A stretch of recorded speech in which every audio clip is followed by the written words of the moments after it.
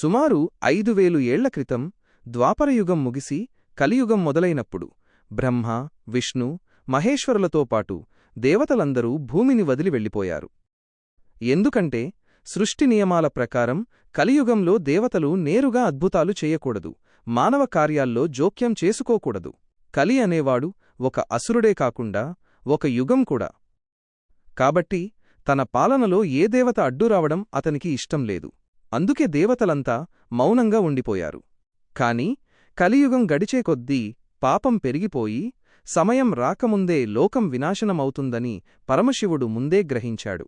అందుకే లోకాన్ని కాపాడటానికి భూమిని విడిచే ముందే ఆ బాధ్యతను హనుమంతుడికి అప్పగించాడు. నువ్వు భూమిపై ఉండి శ్రీరామనామాన్ని ప్రచారం చేయి.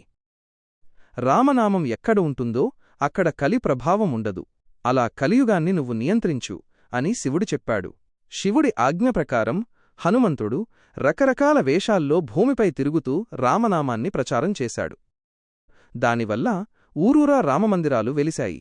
రాముడితో పాటు ప్రజలు హనుమంతుణ్ణి కూడా పూజించడం మొదలుపెట్టారు. ప్రతి రామమందిరం పక్కన హనుమంతుడి గుడి కూడా కట్టారు. కాని హనుమంతుడు దీనికి బాధపడ్డాడు.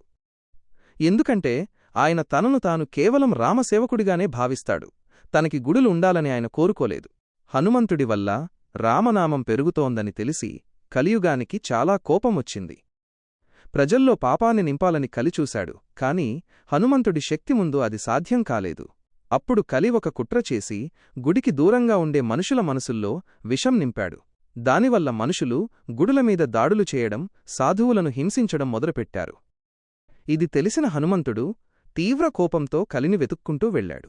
ఆకాశం, పాతాళం అంతా వెతికి చివరకు కలిని పట్టుకున్నాడు. కలి తన మాయలతో హనుమంతుడిని బంధించాలని చూసినా రామనామశక్తి ముందు అవి పనిచేయలేదు. హనుమంతుడు కలిని చితక్కొట్టి ఓడించాడు.